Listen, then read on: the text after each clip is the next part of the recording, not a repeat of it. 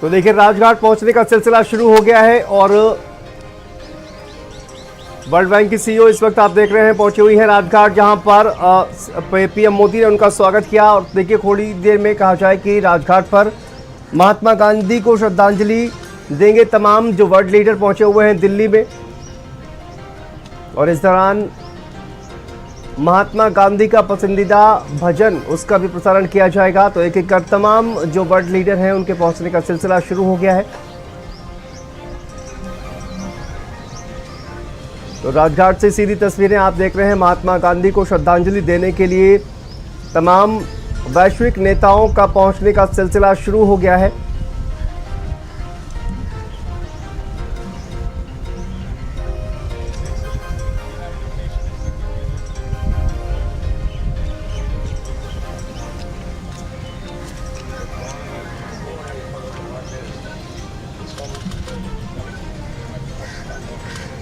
देखिए राजघाट से तस्वीरें आप देख रहे हैं और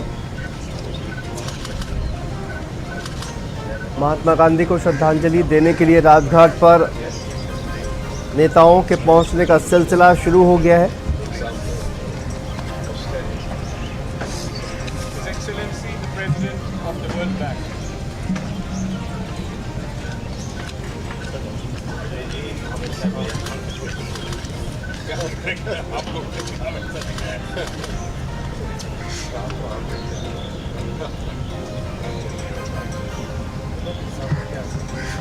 तो एक एक कर तमाम नेता राजघाट पहुंच रहे हैं। थोड़ी देर में महात्मा गांधी को श्रद्धांजलि दी जाएगी। और स्वाति पाठक हमारे साथ संवाददाता दिल्ली से जुड़ गई है। स्वाति, क्या जानकारी सामने आ रही है? कुछ देर बाद देखिए महात्मा गांधी को श्रद्धांजलि देंगे सभी नेता, जिनके पहुंचने का सिलसिला शुरू हो गया है। जी बिल्कुल, देखिए शांतनु, जो G20 के राष्ट्र अध्यक्ष हैं वो राजघाट पहुंचेंगे अब से थोड़ी देर बाद ही। और उससे पहले प्रधानमंत्री नरेंद्र मोदी पहुंच चुके हैं वहां पर महात्मा गांधी को जो राष्ट्र अध्यक्ष हैं वो श्रद्धांजलि देंगे। और जो है वहां अब से थोड़ी देर बाद ही यानी 8:15 का वक्त पहले से कार्यक्रम में तय था, जहां पर राष्ट्र अध्यक्ष G20 के पहुंचेंगे। चूंकि आज दूसरा दिन है G20 का, ऐसे में जो है सुबह का वक्त तय है जब वहां राजघाट पर तमाम जो देश के राष्ट्र अध्यक्ष है वो वहां पर पहुंचेंगे और वहां पर श्रद्धांजलि महात्मा गांधी को देंगे। बिल्कुल, और एक एक कर देखिए तमाम जो नेता है उनके पहुंचने का सिलसिला भी जो है वो शुरू हो गया है स्वाति। और कब तक ये कार्यक्रम जो है वो चलेगा, इसको लेकर एक जो शेड्यूल जारी किया गया है उसको लेकर क्या जानकारी सामने आ रही है? देखिए 8:15 से 9 बजे तक का कार्यक्रम है। राजघाट पर जो राष्ट्र अध्यक्ष है वो वहां पर पहुंचेंगे। जो पहुंचने का सिलसिला है वो 8:15 पर शुरू हो जाएगा, यानी 8:07 का वक्त हो चुका है अब से थोड़ी देर बाद ही। इसीलिए प्रधानमंत्री नरेंद्र मोदी पहले राजघाट पहुंचे हैं, तमाम नेता वहां पर पहुंचेंगे। और जो कार्यक्रम है इसके मुताबिक की जो शांति दीवार है वहां पर राजघाट पर, उसमें हस्ताक्षर जो है वो तमाम राष्ट्र अध्यक्ष की तरफ से किया जाएगा। उसके बाद 9 बजे से लेकर 9:20 तक का वक्त है जब महात्मा गांधी की समाधि पर जो है वो पुष्पांजलि अर्पित की जाएगी। और साथ ही महात्मा गांधी की जो पसंदीदा भक्ति गीत का लाइव वहां पर प्रसारण भी किया जाएगा। और उसके बाद 9:20 का वक्त है जब धीरे धीरे राजघाट से जो तमाम राष्ट्राध्यक्ष हैं वो भारत मंडपम के लिए रवाना हो जाएंगे, क्योंकि आज जी समिट का दूसरा दिन है और आखिरी दिन है। तो ऐसे में 9:20 का वक्त है जब भारत मंडपम के लिए तमाम जो राष्ट्राध्यक्ष है वो रवाना होंगे। लेकिन अब तो थोड़ी देर बाद ही राजघाट पर तमाम राष्ट्राध्यक्ष पहुंचेंगे और उसके बाद वहां पर महात्मा गांधी को श्रद्धांजलि अर्पित की जाएगी और जो शांति दीवार पर हस्ताक्षर किया जाएगा। और उसके बाद वहां पर जो भक्ति गीत है उसका लाइव प्रसारण भी किया जाएगा वहां पर। और उसके बाद वहां से रवाना होंगे भारत मंडपम के लिए। बिल्कुल, और देखिए बापू को नमन करने के लिए मेहमान जो है वो उनके पहुंचने का सिलसिला लगातार शुरू हो गया है, जैसा कि हम आपको तस्वीरें दिखा रहे हैं राजघाट से। और जैसा कि स्वाति ने बताया, देखिए 8:15 बजे से 9 बजे तक ये कार्यक्रम चलेगा और उसके बाद जो है वो कार्यक्रम आगे बढ़ाया जाएगा। लेकिन सबसे पहले ये तस्वीरें आप देख रहे हैं जहाँ पर खादी का अंग वस्त्र पहनाकर सभी मेहमानों का स्वागत करते हुए प्रधानमंत्री नरेंद्र मोदी नजर आ रहे हैं स्वाति।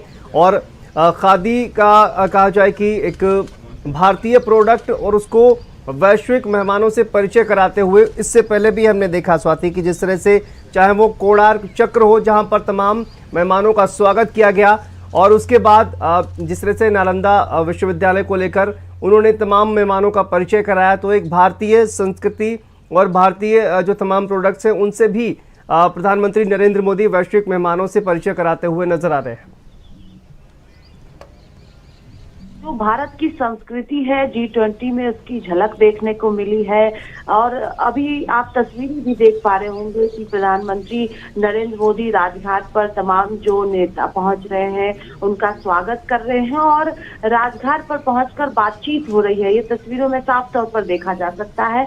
प्रधानमंत्री जो है वो खुद हर एक चीज को बता रहे हैं और इसके बाद अब पहुंचने का सिलसिला शुरू हो चुका है। जो तमाम देशों के राष्ट्र अध्यक्ष है वो वहां पर पहुंच रहे हैं। महात्मा गांधी को श्रद्धांजलि देने के लिए पहुंचने का सिलसिला शुरू हो चुका है। धीरे धीरे जो अलग अलग देशों के राष्ट्राध्यक्ष है वो पहुंच रहे हैं और खुद प्रधानमंत्री नरेंद्र मोदी राजघाट पर मौजूद है, वहां पर उनका स्वागत कर रहे हैं और फिर जो है वो श्रद्धांजलि देने के लिए अंदर पहुंच रहे हैं। तो ये बताता है कि किस तरह से प्रधानमंत्री, चाहे हम कल अगर G20 समिट के पहले दिनों की बात करते हैं तो उस दौरान भी हम सब ने देखा कि किस तरह से प्रधानमंत्री नरेंद्र मोदी का से गले मिलकर उनका स्वागत किया जा रहा था। ये बताता है कि भारत कितना मजबूत पिछले कुछ सालों में हुआ है। चाहे विदेश की धरती पर हम कहें तो प्रधानमंत्री जब पहुंचते हैं तो वहां से किस तरह से अलग अलग तस्वीरें आती है, तो ये सब बयां करती है कि भारत कितना विकास के अगर हम पथ पर घूमें तो कितने तेजी से आगे बढ़ा है या तमाम मुद्दों को अगर हम देखें तो ऐसे में प्रधानमंत्री खुद अगुवाई कर रहे हैं। चाहे G20 समिट में भारत मंडपम की बात करें, वहां पर भी खुद मौजूद रहते हैं, स्वागत करते हैं और जो कल प्रधानमंत्री का भाषण हुआ वो भी हम सब ने देखा। लेकिन इन सब के बीच अभी राजघाट पर कार्यक्रम चल रहा है। वहां पर अब धीरे धीरे चूंकि जो तमाम देशों के राष्ट्राध्यक्ष हैं वो पहुंच रहे हैं, खुद प्रधानमंत्री वहां पर राजघाट पर पहले ही मौजूद है, खुद स्वागत कर रहे हैं, खुद हर एक जो चीज है वो खुद राष्ट्राध्यक्ष को बता रहे हैं। ये भी अहम बातें हैं और अब पहुंचने का सिलसिला शुरू हो चुका है। वहां पर श्रद्धांजलि कार्यक्रम है। एक एक राष्ट्राध्यक्ष जो है वो महात्मा गांधी को श्रद्धांजलि देंगे और उसके बाद हस्ताक्षर करेंगे और जिसके बाद एक भक्ति गीत जो है वो भी लाइव किया जाएगा। जो महात्मा गांधी के पसंदीदा भक्ति गीत है उसको वहां पर प्रसारण किया जाएगा और उसके बाद वहां से भारत मंडपम से जो तमाम राष्ट्राध्यक्ष हैं वो निकलने शुरू होंगे। शांत बिल्कुल। और इससे पहले देखिए ऋषि सुनक ब्रिटेन के जो प्रधानमंत्री हैं स्वाति, वो पहुंचे हुए थे अक्षरधाम मंदिर। जैसा कि उन्होंने पहले भी जिक्र इस बात का किया था कि वो जन्माष्टमी का जो त्यौहार है वो नहीं मना पाए हैं और अब वो जो है मंदिर में जाकर कहा जा रहा है कि वो मंदिर जाएंगे, जिसका उन्होंने जिक्र किया था। तो आज अक्षरधाम मंदिर पहुंचे और दर्शन करने के लिए अपनी पत्नी अक्षता मूर्ति के साथ, और उसके बाद वो भी थोड़ी देर में कहा जा रहा है कि राजघाट पहुंचेंगे। तो मंदिर पहुंचे हुए थे, उसको लेकर क्या जानकारी सामने आ रही है? जी बिल्कुल। देखिए, ब्रिटेन के प्रधानमंत्री की बात करें तो जैसे ही वो भारत की धरती पर पहुंचे थे उन्होंने कहा था कि वो मंदिर के दर्शन करेंगे और तैयारी भी पूरी अक्षरधाम मंदिर में की गई थी क्योंकि ब्रिटेन के प्रधानमंत्री वहां पर आज पहुंचने वाले थे और हल्की से मध्यम बारिश भी इस वक्त दिल्ली में हो रही है। तो ऐसे में ऋषि सुनक सुबह सुबह अक्षरधाम मंदिर पहुंचे अपनी पत्नी अक्षता मूर्ति के साथ और वहां पर जो है उन्होंने दर्शन अक्षरधाम मंदिर में किया। इसके साथ ही पूजा अर्चना भी अक्षरधाम मंदिर में ऋषि सुनक और अक्षता मूर्ति ने किया है। दर्शन उन्होंने स्वामी नारायण के किए हैं। तो सुरक्षा व्यवस्था भी उसी तरह के किए गए थे कल से ही क्योंकि ऋषि सुनक अक्षरधाम मंदिर पहुंचने वाले थे और आज वो सुबह सुबह ही अक्षरधाम मंदिर अपनी पत्नी के साथ पहुंचे। वहां पर उन्होंने दर्शन किया, इसके साथ ही पूजा अर्चना भी किया। अब ऋषि सुनक जो है वो राजघाट किसी भी वक्त पहुंचने वाले होंगे क्योंकि जो अलग अलग देशों के राष्ट्राध्यक्ष हैं वो एक एक करके राजघाट पहुंच रहे हैं और कार्यक्रम जो था वो पहले से ही निर्धारित था। तो ऐसे में ऋषि सुनक भी अब से थोड़ी देर बाद ही राजघाट पहुंचेंगे। इसके साथ ही हम अलग अलग देशों के अगर बात करते हैं राष्ट्राध्यक्ष की, तो वो भी वहां पर पहुंचेंगे और महात्मा गांधी को श्रद्धांजलि देंगे। जो कार्यक्रम है वो किया जाएगा और उसके बाद G20 समिट के लिए जो है वो भारत मंडपम पहुंचेंगे। खुद प्रधानमंत्री नरेंद्र मोदी स्वागत कर रहे हैं। और अगर हम G20 से इतर बात करते हैं तो आज भी द्विपक्षीय बैठक होनी है। प्रधानमंत्री नरेंद्र मोदी फ्रांस के राष्ट्रपति के साथ आज द्विपक्षीय बैठक करेंगे। तो ये बताता है कि किस तरह से भारत जो है वो मजबूती के साथ बातचीत कर रहा है। अलग अलग मुद्दों पर बातचीत द्विपक्षीय बैठक में हो रही है। G20 समिट भी हो रहा है, लेकिन इससे इतर जो है द्विपक्षीय बैठक लगातार अलग अलग देशों के साथ हो रही है। तो ये भारत की मजबूती को भी बताता है।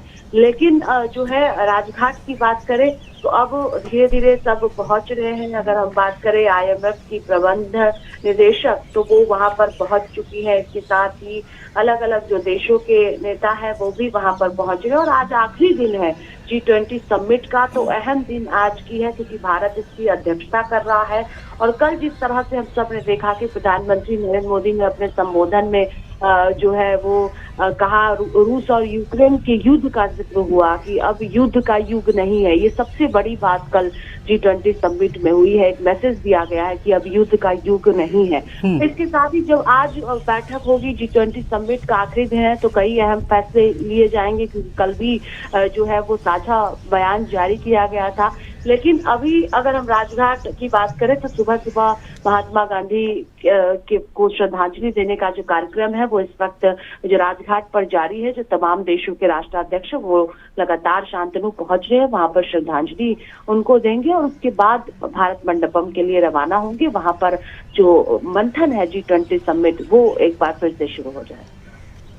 बिल्कुल, और मेहमानों के जो आने का सिलसिला है वो भी शुरू हो गया है। इससे कहा जा रहा है कि देखिए 9 बजे के बाद जो तमाम नेता हैं वो श्रद्धांजलि देंगे, बापू को नमन करने के लिए पहुंचेंगे। लेकिन वृक्षारोपण का कार्यक्रम उसका भी आयोजन आज किया गया है स्वाति, और इस श्रद्धांजलि कार्यक्रम के बाद कहा जा रहा है वृक्षारोपण कार्यक्रम का आयोजन किया जाएगा, जिसके बाद 10:30 बजे आज जो सत्र है, तीसरा सत्र जिसको कहा जा रहा है वन फ्यूचर, उसका शुभारंभ जो है वो किया जाएगा।